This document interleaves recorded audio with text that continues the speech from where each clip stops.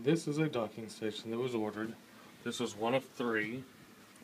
One was for Glen Rising, one was for Scott Munsell, and I forget who the other one was for. These are what came for the 8760s. As you see, it's got one display port, one DVI, one VGA. These also came with a 90 watt power supply. It is the same as any 8460s that we get.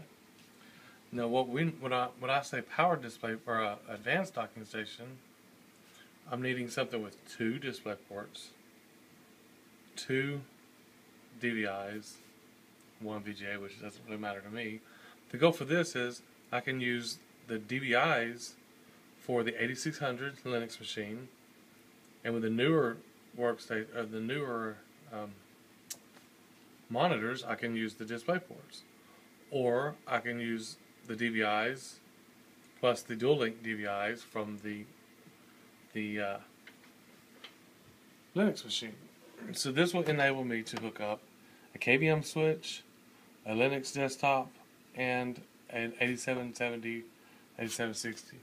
These do come with the 230 watt power supply, which the other one does not. So this is one of the three that was ordered that we got in for Glen Rising, Scott Munsell. These are what we actually need. Thanks.